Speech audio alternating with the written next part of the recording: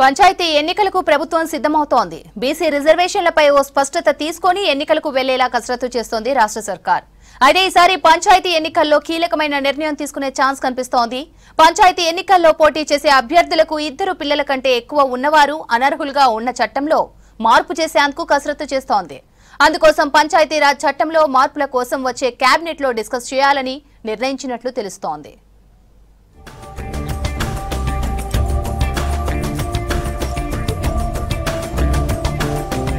త్వరలో జరిగే స్థానిక సంస్థల ఎన్నికల్లో 2 పిల్లల రూల్ ఎత్తివేయాలని సర్కారు భావిస్తున్నట్లు తెలుస్తోంది.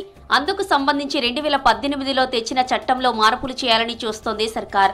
21వ సెక్షన్ క్లాజ్ 3 పై కేబినెట్ లో చర్చించి నిర్ణయం తీసుకునే అవకాశం ఉన్నట్లు చర్చ జరుగుతోంది. వచ్చే కేబినెట్ లో ఈ అంశంపై చర్చించి నిర్ణయం తీసుకునే అవకాశం ఉందన్న అభిప్రాయాలు వినిపిస్తున్నాయి.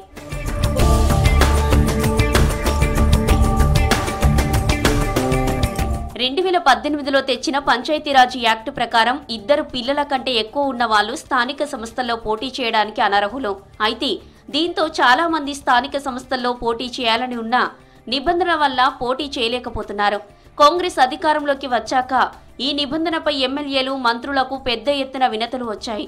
2018లో తెచ్చిన చట్టంలో సవరణ చేసి 2 పిల్లల కంటే ఎక్కువ ఉన్న వాళ్ళు సైతం ఎన్నికల్లో నిలబడేలా ప్రభుత్వం నిర్ణయం తీసుకోవాలని డిమాండ్ రావడంతో దీనిపై మంత్రులు, ఎమ్మెల్యేలు సీఎంతో చర్చించినట్లు తెలుస్తోంది.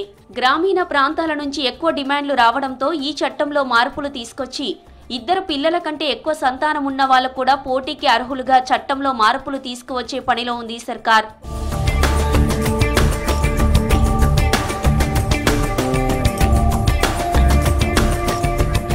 జనాభా నియంత్రణలో భాగంగా 1995లో పంచాయతీరాజ్ చట్టంలో 2 కంటే ఎక్కువ మంది పిల్లలు ఉన్న వారికి స్థానిక సంస్థల్లో పోటీ చేసే ఛాన్స్ రద్దు చేశారు.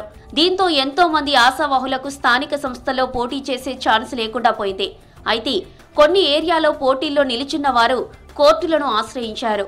గత 30 ఏళ్లుగా ఈ విధానం అందుబాటులో ఉంది. అప్పటి నుంచి ఎలాంటి మార్పులు చేయలేదు.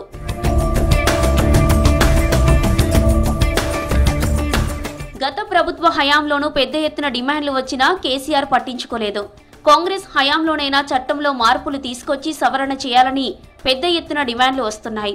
వచ్చే స్థానిక సంస్థల ఎన్నికల్లో నిబంధనలలో మార్పులు చేసే అవకాశం కనిపిస్తోంది. సీఎం రేవంత్ రెడ్డి కూడా ఈ విషయంలో కొంత సానుకూలంగానే ఉన్నట్లు చర్చ జరుగుతోంది.